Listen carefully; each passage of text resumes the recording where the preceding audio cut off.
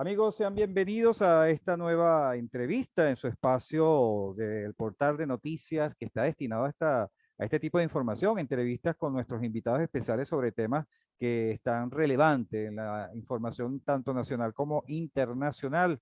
Nos toca hablar sobre todo lo que está pasando entre el conflicto de Rusia y Ucrania.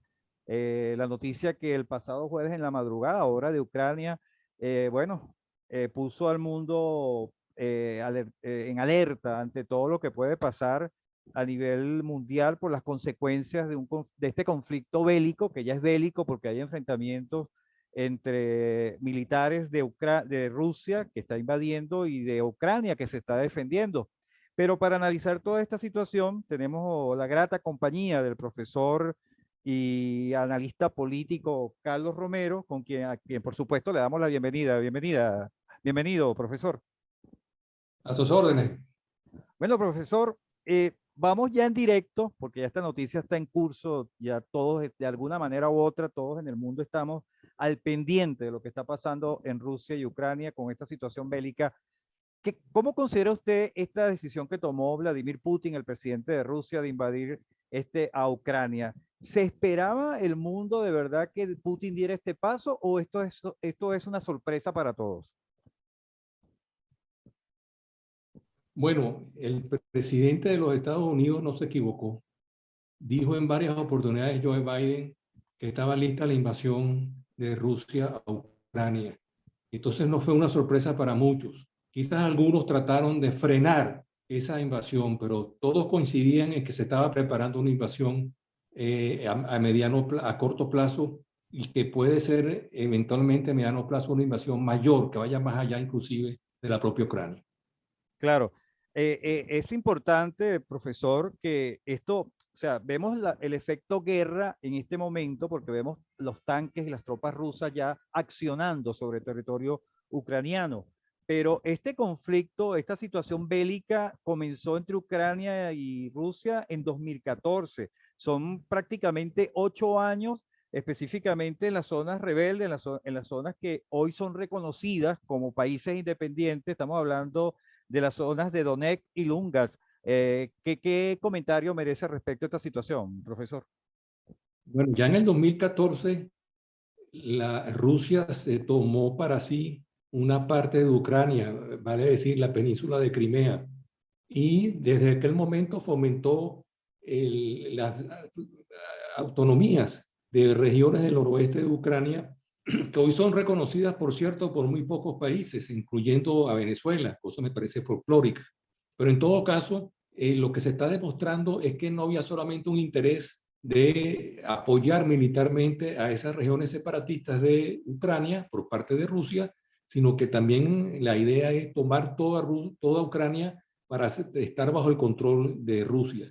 Y eso, a mi modo de ver, es lo más significativo de lo que hemos visto en los últimos días. Bueno, hay informaciones, profesor, que están saliendo en caliente. Hay declaraciones del canciller de Rusia, Sergei Lavrov, que, bueno, afirma que el gobierno de su país no va a reconocer a su similar de Ucrania, al gobierno ucraniano, porque, bueno, lo consideran no democrático. Y bajo este argumento bueno, que defiende la operación militar en Moscú, literalmente el canciller ruso dijo: no vemos la posibilidad de reconocer como democrático un gobierno que oprime y utiliza métodos genocidas contra su propio pueblo. Y bueno, dice el canciller ruso que no va, este ataque son específicamente a zonas militares, no va a haber, no hacia los civiles, pero ya se sabe de civiles que han fallecido a víctimas de este ataque militar. Eso tiene consecuencias, ¿no, profesor? Bueno, tiene consecuencias de toda naturaleza, consecuencias morales, porque este es un quiebre en el derecho internacional, sin lugar a dudas. Esto es una acción de guerra que debe ser condenada por todos nosotros. Y en tercer lugar, está adornada sobre la posibilidad de calificar al gobierno de Ucrania como un gobierno ilegítimo. Pero todas las superpotencias, cuando invaden un territorio, justifican esa invasión o adornan esa justificación o esconden sus verdaderas intenciones a través de pronunciamientos de esta naturaleza. Pero la verdad verdadera es que Rusia ha invadido Ucrania. Claro. ¿Estamos de vuelta a lo que podríamos llamar la Guerra Fría, profesor? Indudablemente que no, porque la Guerra Fría tuvo unos elementos que no están constituidos en este momento. Por ejemplo, la Unión Soviética ya no existe, lo que existe es Rusia. Y por otra parte, también fue un periodo histórico diferente. Hoy tenemos una situación distinta.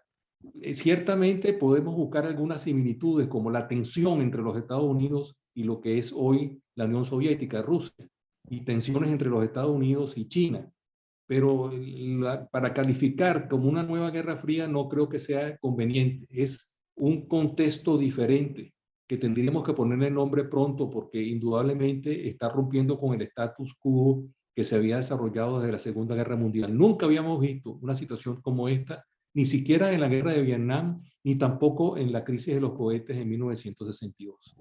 Claro.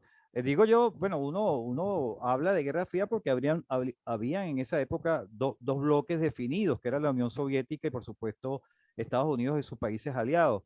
Pero ahora hay un bloque también definido que es Rusia, que todos dicen que Putin quiere recuperar toda esa estructura que tenía la Unión Soviética y ese es el fondo de su accionar. Y entonces estaríamos hablando de una Rusia que ve en China su aliado para inclusive enfrentar las sanciones económicas o por lo menos panear las sanciones económicas que ya la Unión Europea y Estados Unidos han anunciado, que han puesto en marcha. ¿Cuál es su opinión? Bueno, primero y principal que no estamos en un mundo bipolar, que era un elemento fundamental en la Guerra Fría. Como usted bien dice, estamos en una situación diferente y yo prefiero denominarlo como un mundo tripolar. En ese sentido, pensar que China es dependiente de Rusia o Rusia dependiente de China es no conocer las verdaderas intenciones de cada uno de estos estados. Es indudable que pueden en un momento dado coincidir en sus posiciones frente a Estados Unidos, pero cada uno tiene su política exterior y cada uno tiene su dimensión. China tiene una dimensión nuclear, tiene una dimensión electrónica, tecnológica, tiene una dimensión comercial que lo hace colocarse como una de las tres superpotencias en el mundo actual. Esa es una diferencia fundamental con respecto a la Guerra Fría. Claro, hay elementos nuevos, hay toda una situación, un marco geopolítico que evidentemente no es el que estamos hablando de la Guerra Fría, pero bueno, la sensación de las personas es llevarnos a eso, a la crisis de los misiles, por cierto, del año 1962, donde, por cierto, y vamos a enlazar aquí esa parte, profesor, donde se dice que Rusia podría mandar tropas a sus países aliados en América. Estaríamos hablando de Cuba, Nicaragua y Venezuela, que públicamente han reconocido que respaldan todo este accionar de Rusia sobre Ucrania e inclusive en Venezuela se ha victimizado la situación de Rusia, argumentando que Rusia tiene toda la razón y todos los argumentos para defenderse. Bueno, eso forma parte del debate porque hay una polarización muy grande en Venezuela sobre los temas internacionales. Hay sectores en la vida nacional que están a favor de Estados Unidos y de sus aliados, incluyendo la Unión Europea, en estas circunstancias, y hay factores, sobre todo gubernamentales y del partido de gobierno, que están a favor de la posición de Rusia. A mí me parece peligrosísimo, en primer lugar, y poco respetable de la población venezolana que el gobierno piense meternos en un berenjenal tan grande como este, en una situación en la cual no tenemos ni parte ni arte. Y al igual, debo decir que sectores de oposición que están ligándola, que haya una guerra mundial y que eventualmente pueda perder Rusia, que los Estados Unidos hagan una acción de carácter militar contra Venezuela. Ni la uno ni la otro. Pienso que lo que podemos hacer es, como la mayoría de los países de América Latina y el Caribe, tanto en la Guerra Fría como ahora en esta situación, de estar pendientes de promover la paz y de evitar entrar en esos trenes de violencia tan difíciles y tan impredecibles para la situación política internacional. Así es, profesor. Amigos, estamos conversando, repito, con el profesor Carlos Romero. Él es analista político y conocedor de todo este tema internacional, de cómo se maneja la política internacional. Pero quedándonos un poco en estos efectos de este conflicto entre Rusia y Ucrania, esta posición definida que ha expresado el presidente Nicolás Maduro en apoyo a Rusia, no es evidente que hay que preguntarse si esto va a agudizar a incrementar las sanciones de Estados Unidos contra Venezuela? Pudiera ser que Estados Unidos tuviera atención sobre esta naturaleza asociada de Venezuela con Rusia. Pero en este momento la situación grave se apunta sobre el tema de Rusia y sobre el tema de Ucrania. No creo que Venezuela tenga en este momento una importancia fundamental estratégica para los Estados Unidos. Pero sin lugar a duda que apoyar a Rusia va a traer sus costos. Y eso lo vamos a ver en tres dimensiones. Primero, que las propias sanciones contra Rusia pueden perjudicar el mercado petrolero mundial y en particular el mercado venezolano, porque Venezuela está funcionando con las finanzas y con los instrumentos rusos para la salida y venta del petróleo venezolano. Y en segundo lugar, puede también aumentar la tirantez de algunos gobiernos de América Latina y el Caribe con respecto a Venezuela, ya no por su condición interna, problemas de los derechos humanos, el tema del régimen político, etcétera, sino que tiene que ver fundamentalmente con un aspecto internacional. Y en tercer lugar, óigase bien, esto puede ampliar el conflicto con Colombia. Colombia, por su parte, también está en una actitud polarizante, está apoyando a los Estados Unidos y ha insinuado inclusive que pudiera apoyar a la OTAN en el caso que hubiera una acción de carácter militar por parte de ese organismo europeo. De tal manera que esas tres dimensiones, a mi modo de ver, son muy negativas para el desarrollo de la vida política y social venezolana. Así es. Bueno, y retomando el punto central, lo que es esta situación bélica tan delicada que se ha desatado entre Rusia y Ucrania, hay declaraciones del presidente ucraniano, Volodymyr Zelensky, quien pidió al primer ministro israelí, Naftali Bennett, que Israel, la nación hebrea, sea la que medie entre Rusia y Ucrania para tratar de conciliar las partes y paralizar esta situación bélica. ¿Por qué el presidente de Ucrania pide esta intermediación de Israel? ¿Qué soporte, qué tipo de enlace tiene Israel con Rusia que le permita ser mediador en este conflicto? Pues mira, no lo sé, no me lo he podido explicar. Lo único que puedo considerar es que las potencias medias, como es Israel, como es Turquía, como es India, como es Brasil, etcétera, pueden jugar un papel de freno de la situación que estamos viviendo. Porque, entre otras cosas, hay un gran vacío político de Naciones Unidas. En otras situaciones, Naciones Unidas jugaba un papel estelar. Recuerdo, por ejemplo, con la crisis de los cohetes en 1962, el papel que jugó UTAN, el secretario general, fue fundamental. En este caso, Antonio Guterres ha dado signos de no ocupar un lugar importante en esta confrontación, y eso también produce un vacío que puede ser llenado por estas potencias intermedias. Claro. Y este envío que llama la atención, ¿no? Que Estados Unidos haya enviado tropas, continúe con el envío de tropas a Alemania. Estas tropas, en principio, muchos entendidos dicen que se van a quedar en Alemania. Son tropas que están allí para reforzar la seguridad de los países integrantes de la OTAN si este conflicto se extiende. Pero Estados Unidos, Joe Biden, ¿cómo califica usted la posición que ha tenido en lo que va de este conflicto, inclusive antes, en las declaraciones que daba previa, afirmando que se iba a realizar este ataque por parte de Rusia? Pero muchos dicen que Biden ha tenido un poco de mano floja, si queremos llamarlo de esa manera, en relación para evitar esta situación, este avance de Putin en territorio de Ucrania. Bueno, muy sencillo. Si tú eres médico y tienes un paciente que tiene cáncer, tú tienes que decirle al paciente que tiene cáncer, ¿verdad? Es Claro. igual. John Biden no tiene la culpa que haya tomado una decisión como la que ha tomado Vladimir Putin. Él se ha limitado, en primer lugar, a tener un concepto defensivo que a mi modo de ver me parece correcto, porque tiene que ver qué es lo que está pasando y por qué está haciendo Vladimir Putin esta situación tan extraña y tan difícil de comprender. Y en segundo lugar, no olvidemos que la pegó. Dijo en varias oportunidades, la invasión de Rusia va. Se ve que hay una buena inteligencia estadounidense que se jugó por la tesis de que iba a haber la invasión.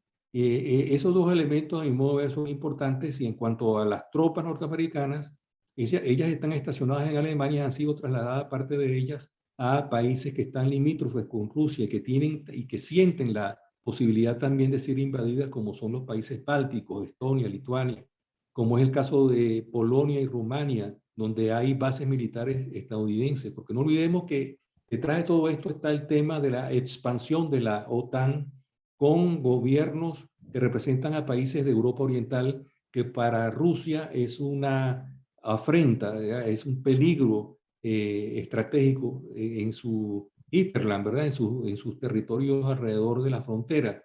Y eso ha sido quizás una de las causas mayores que ha llevado a Putin a tomar esta decisión, que a mi modo de ver tiene costos muy grandes si no se para ahora esa posibilidad. Yo a veces pienso que esto se parece a la crisis, la llamada crisis de los 6 días, en cuando Israel invadió parte de los países árabes, particularmente Egipto, en primer lugar, y en segundo lugar se posicionó y luego negoció quizás Vladimir Putin está buscando algo parecido a la guerra de los 6 días.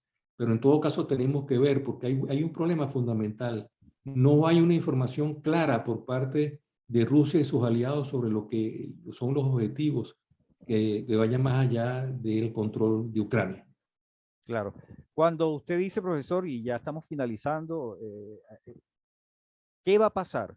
Si no hay una respuesta militar, no hay quien detenga o por lo menos que vaya más, que no estamos hablando de Ucrania, estamos hablando de los países que tienen en conjunto una fuerza similar o superior a la que tiene Rusia a nivel militar. Si estos países nada más se quedan con sanciones económicas y Rusia sigue accionando, ¿estamos a la puerta de verdad de un conflicto armado de otras dimensiones?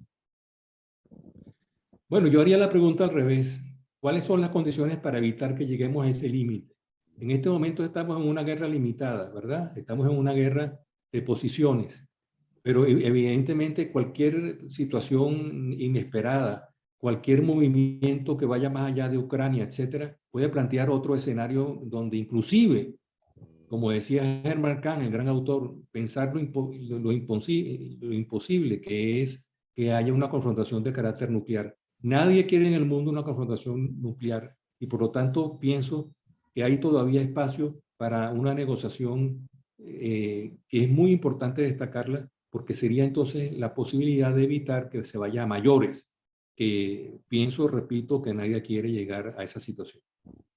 Bien, le damos las gracias al profesor Carlos Romero, politólogo y profesor universitario, bueno, por aclararnos un poco cuál es el panorama internacional que está dejando hasta los momentos la decisión que tomó el presidente de Rusia, Vladimir Putin, de invadir con las tropas de ese país el territorio de Ucrania. Por supuesto, nosotros desde nuestro portal de noticias, Cactus 24, estaremos haciendo seguimiento las 24 horas a toda la información que se siga generando por este conflicto bélico en el este de Europa. Nos despedimos, por supuesto, dándole las gracias por su atención y será hasta otra oportunidad.